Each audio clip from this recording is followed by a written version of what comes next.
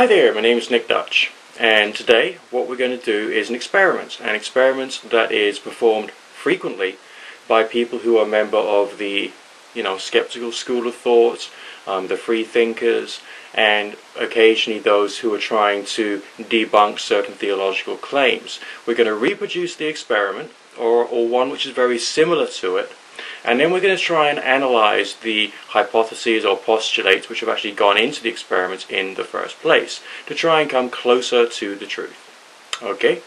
Now, the experiment is often done to analyze certain allegedly supernatural phenomena such as the power of God or the power of prayer. And in this particular experiment, what we're going to do is to attempt to use the power of prayer and or God to move a lightweight object, which in this case is a small cigarette filter. Okay, I'm sure you can see that there. From one hand to another. So I'm just going to lay my hand flat there so you can see it. And I'll place the cigarette filter there. Okay, so you can just about see that. And I'll place the other hand here. And I'm now going to ask the Almighty God, using the power of prayer, to move that little white cigarette filter from my left hand to my right hand.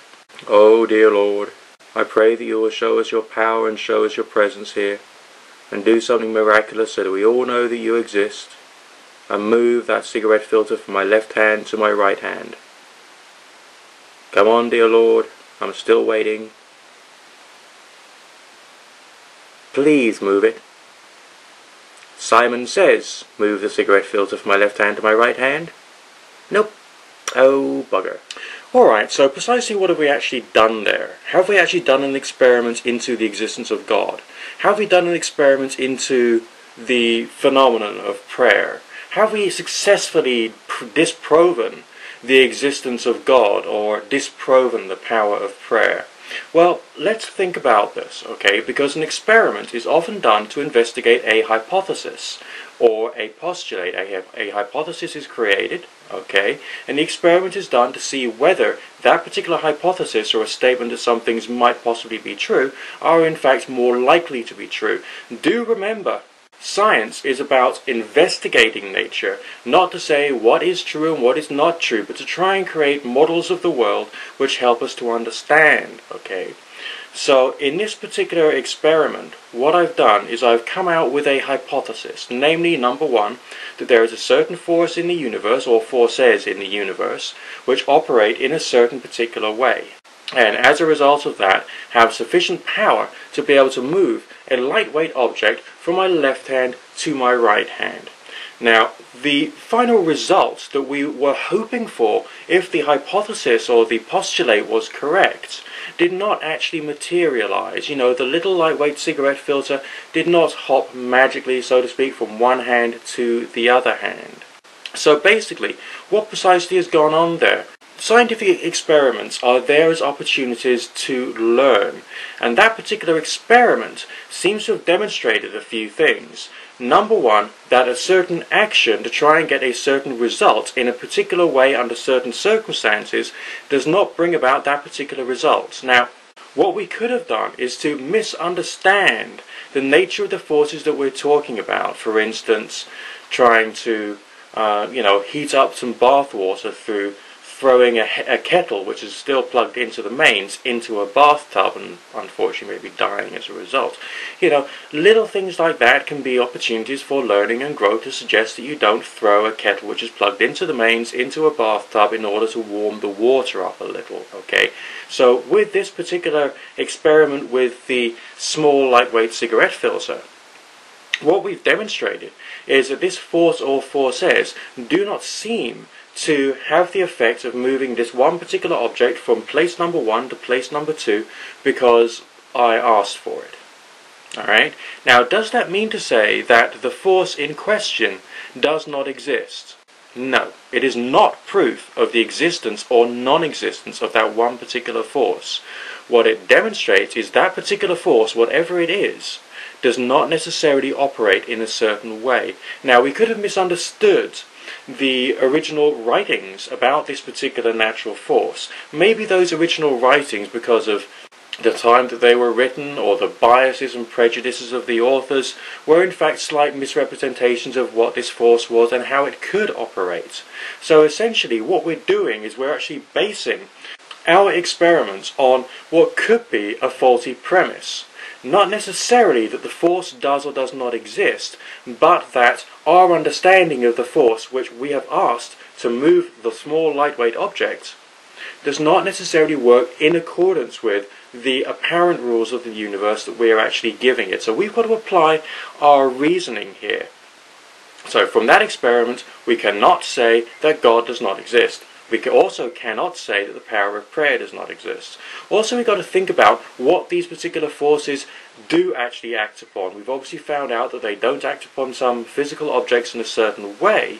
What else could they act on? Maybe they act upon people, or the person's mind, or the emotions, or maybe it's purely a psychological thing. We basically do not know on the strength of the exercise itself. What we can say is we don't know whether God does exist or whether God does not exist. We don't know whether prayer works or whether prayer does or does not work. What we can say is, within the confines of this one particular experiment, a certain force does not exert itself in a certain way that was in accordance with our original hypothesis or postulate.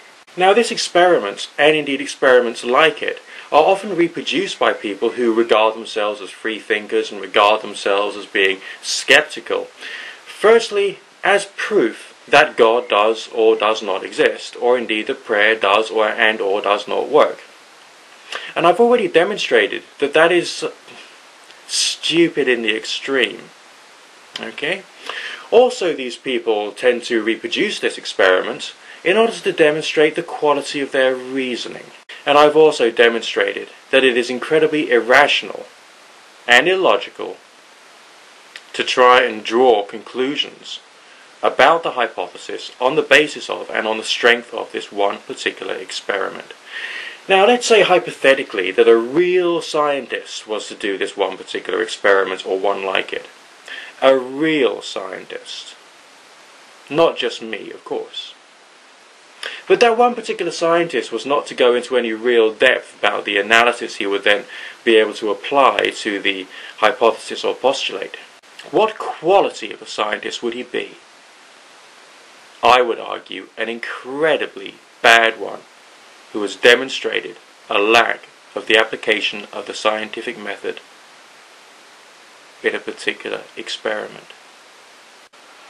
Okay, I'd also like to add that if the cigarette filter had actually moved from one hand to the other, we would still not be able to say what that says. Would that say that God exists? No, it would just say that the small lightweight object moved from one hand to the other. Would it say that the power of prayer works? No, it would just say that the small lightweight object moved from one hand to the other. Now, what if we were to have thousands of pieces of scientific equipment in this room at this time when I was doing this particular experiment, and that could enable us to be able to exclude forces such as earth tremors, gusts of wind, maybe even measuring my galvanic skin response and any twitches of my muscles, and all of those factors could be excluded. Would that then be proof of God and prayer? The short answer is no. There could easily, well, possibly be some other variety of natural force that was essentially at work, and we just couldn't say precisely what it was. The only thing that we can say is that a strange experience happened under some circumstances, and that's all. No matter what phenomenon we're looking at, we've still got to be rational and scientific, and not irrational and biased.